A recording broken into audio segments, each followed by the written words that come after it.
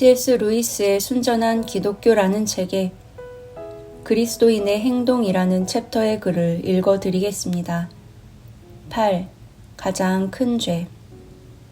이 세상에 사는 사람이라면 누구도 자유로울 수 없는 악이 하나 있습니다.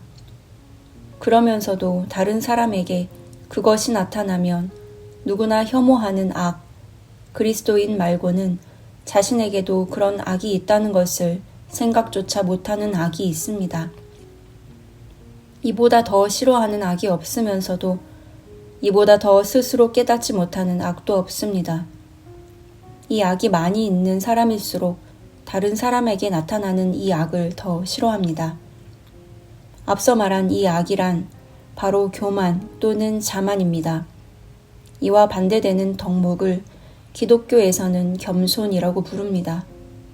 교만은 온갖 다른 악으로 이어집니다. 왜냐하면 교만은 하나님께 전적으로 맞서는 마음 상태이기 때문입니다. 많은 악들의 진짜 이유, 본성을 거슬러 올라가 보면 그 뿌리에는 교만이 있습니다. 물질, 돈, 권력 등을 계속해서 욕심내는 이유의 근본이 교만 때문이라는 것입니다. 교만은 본성상 경쟁적입니다. 그래서 한없이 욕심을 내는 것입니다. 교만은 자기보다 힘있고 돈 많고 똑똑한 사람이 한 사람만 있어도 경쟁자로 여기고 적으로 여깁니다. 모든 것 위에 하나님이 있다는 것을 모르고 인정하지 않기 때문에 내가 그 자리에 앉으려는 것입니다. 교만한 사람은 하나님을 알 수가 없습니다. 그래서 교만하기 짝이 없는 사람인데 자기는 하나님을 믿는다면서 아주 신앙적으로 행세하는 사람은 말하자면 그들의 상상 속에 하나님을 섬기고 있는 것입니다. 앞서 말했듯이 교만한 자는 하나님을 제대로 알 수 없고 진정으로 섬길 수 없기 때문입니다. 우리도 언제든지 이런 죽음의 덫에 걸려들 수 있습니다. 그러나 다행히 우리 자신을 시험해 볼 방법이 하나 있습니다. 자신이 신앙생활을 한다는 사실 때문에 스스로 선한 사람으로 느껴질 때, 특히나 자기가 다른 사람보다 낮게 느껴질 때는 확실히 하나님을 따르지 않고 있다고 보면 됩니다. 우리가 하나님 앞에 있다는 것을 알아볼 수 있는 진짜 시금석은 내가 나 자신의 어떠함에 대해 완전히 잊고 있느냐, 또는 나 자신을 죄인으로 여기느냐 하는 것입니다. 겸손해지고 싶어하는 분들이 있다면 그 첫걸음은 바로 자신이 교만하다는 사실을 깨닫는 것입니다.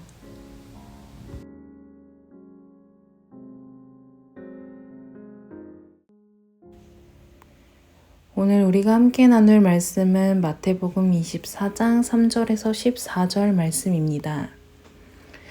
예수께서 감람산 위에 앉으셨을 때에 제자들이 조용히 와서 이르되 우리에게 이르소서 어느 때에 이런 일이 있겠사오며 또 주의 임하심과 세상 끝에는 무슨 징조가 있사오리이까. 예수께서 대답하여 이르시되 너희가 사람의 미혹을 받지 않도록 주의하라. 많은 사람이 내 이름으로 와서 이르되 나는 그리스도라 하여 많은 사람을 미혹하리라. 난리와 난리 소문을 듣겠으나 너희는 삼가 두려워하지 말라. 이런 일이 있어야 하되 아직 끝은 아니니라. 민족이 민족을 나라가 나라를 대적하여 일어나겠고 곳곳에 기근과 지진이 있으리니 이 모든 것은 재난의 시작이니라. 그때에 사람들이 너희를 환난에 넘겨주겠으며 너희를 죽이리니 너희가 내 이름 때문에 모든 민족에게 미움받으리라. 그때 많은 사람이 실족하게 되어 서로 잡아주고 서로 미워하겠으며 거짓 선지자가 많이 일어나 많은 사람을 미혹하겠으며 불법이 성함으로 많은 사람의 사랑이 식어지리라. 그러나 끝까지 견디는 자는 구원을 얻으리라. 이 천국 복음이 모든 민족에게 증언되기 위하여 온 세상에 전파되리니 그제야 끝이 오리라. 아멘. 반갑습니다. 오늘 마태복음 24장 3절부터 14절까지를 중심으로 길 위에서라는 제목의 말씀을 함께 나누겠습니다. 예수님 당시에 많은 종교인들은 하나님의 성전을 완전히 무너뜨렸습니다. 만약 바벨론이나 또 다른 이방 민족이 군대를 이끌고 와서 성전을 무너뜨렸던 거라면 그건 어떻게 보면 그렇게 억울한 일이 아닐지도 모릅니다. 그러나 종교인들이 오히려 하나님의 임재를 왜곡하고 하나님께서 세우신 교회를 강도의 소굴로 만들었다면 그건 너무 억울하고 뼈아픈 일입니다. 그래서 예수님께서는 지금 웅장하게 짓고 있는 저 성전이 다 무너질 거라고 말씀을 하셨습니다. 실제로 이제는 하나님이 임재하신다는 의미의 물리적 성전은 존재하지 않습니다. 우리 각 사람을 성전으로 세우셨기 때문입니다. 다만 우리 모든 성도들이 모여서 예배하는 장소를 예배당이라고 부르는 겁니다. 그리고 우리 성도들의 모임을 교회라고 부르죠. 예수님께서 그렇게 성전이 다 무너뜨려질 거라고 말씀을 하셨을 때 제자들은 언제 그런 일이 일어날지 궁금해졌습니다. 그래서 이렇게 질문합니다. 3절입니다. 예수께서 감람산 위에 앉으셨을 때에 제자들이 조용히 와서 이르되 우리에게 이르소서 어느 때에 이런 일이 있겠사오며 또 주의 임하심과 세상 끝에는 무슨 징조가 있사오리이까. 그런데 우리는 이 질문을 하는 제자들의 속마음을 알아야 합니다. 제자들이 표현하는 것을 잘 보면 성전이 무너지는 때에 관한 질문이었는데 그것을 주의 임하심, 세상 끝 이렇게 표현하고 있습니다.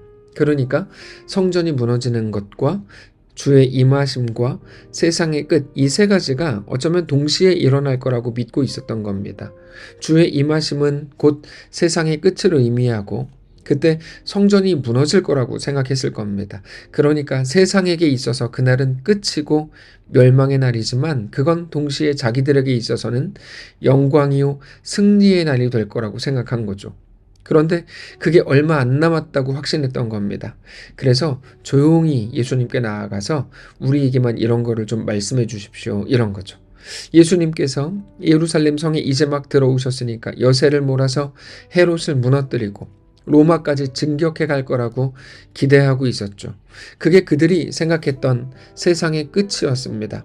3절의 이 질문에는 그런 바탕이 깔려 있는 겁니다. 그러니까 우리가 알고 있는 예수님의 길, 십자가의 길, 하나님께서 완성하시는 구원의 방식이라는 것으로 비추어 볼 때 그들의 생각은 완전히 틀렸습니다. 예수님께서는 사람을 모으고 군대를 동원해서 헤롯을 제거하고 로마를 없애는 방식으로 구원을 이루시지 않을 겁니다. 오히려 완전히 반대의 그림이겠죠. 예수님이 너무나 무기력한 자가 되어서 그들에게 잡혀서 십자가 위에서 찢겨 죽으실 겁니다. 그러나 죽음의 권세를 깨뜨리고 부활하심으로 우리에게 대한 하나님의 구원을 완성하실 겁니다. 우리가 그 사실을 아는 자들로 예수님의 대답을 들어야 합니다. 그래야 오늘 본문이 제대로 이해될 수 있습니다. 예수님께서는 이렇게 대답하셨어요. 4절입니다. 예수께서 대답하여 이르시되 너희가 사람의 미혹을 받지 않도록 주의하라. 많은 사람이 내 이름으로 와서 이르되 나는 그리스도라 하여 많은 사람을 미혹하리라. 난리와 난리 소문을 듣겠으나 너희는 삼가 두려워하지 말라.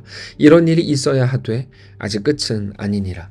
민족이 민족을, 나라가 나라를 대적하여 일어나겠고 곳곳에 기근과 지진이 있으리니 이 모든 것은 재난의 시작이니라.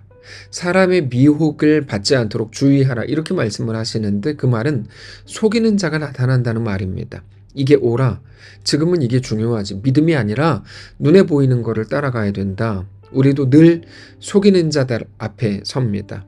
그들이 우리를 속이는 것은 사기를 쳐서 우리를 가난하게 하고 자기들만 부자가 되는 방식이 아니라 눈에 보이는 것을 가르쳐서 우리로 하여금 진리에서 눈이 멀게 하는 겁니다. 각자의 방식, 각자가 생각하는 구원을 주장합니다. 그렇게 스스로가 그리스도, 다시 말해서 하나님의 구원자인 것처럼 거짓 가르침을 주는 겁니다. 사람들은 매우 혼란스러워질 겁니다. 무엇이 진리인지 헷갈리게 될 겁니다. 실제로 예레미야 시대에도 하나님이 말씀하셨다라고 하면서 대놓고 거짓말을 하는 거짓 선지자들이 매우 많았습니다.